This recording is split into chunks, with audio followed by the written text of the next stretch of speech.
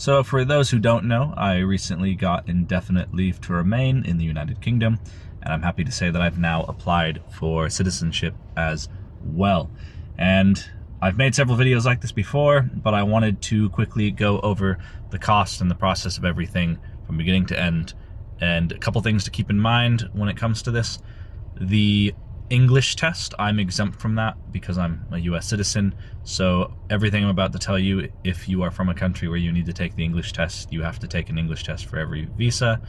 And the second thing is that the prices of a lot of these things have gone up, as well as some of the requirements when I originally did them. So back in 2020, when I first came to the UK, I had applied for my initial spouse visa from the United States. Altogether, with priority, it cost me about £4,000, and there was a lot of paperwork to submit.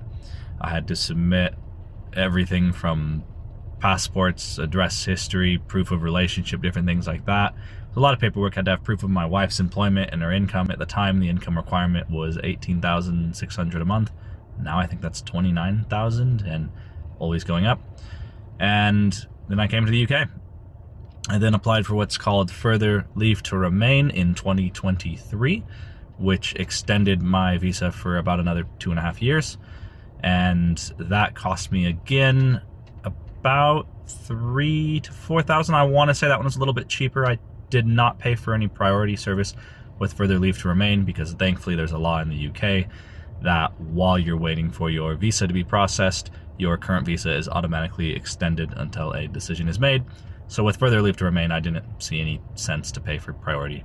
So I got my further leave to remain about a month after I applied. So this is like October of 2023. And then finally, November of 2025, I hit what's called the 28-day rule, which means you're allowed to apply for indefinite leave to remain up to 28 days before you hit what's called the 5-year mark, because I'm on the 5-year route through the spouse visa.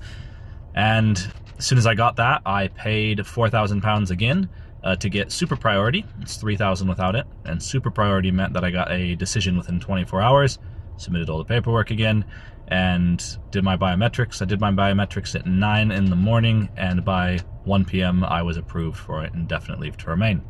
Now, because I came on the spouse visa, that means that I didn't have to wait the year that you usually then have to wait to apply for citizenship. I can do it right away. So the day after I did my indefinite leave to remain, I applied for citizenship. There's no priority with citizenship though, so it can take up to 6 months for approval.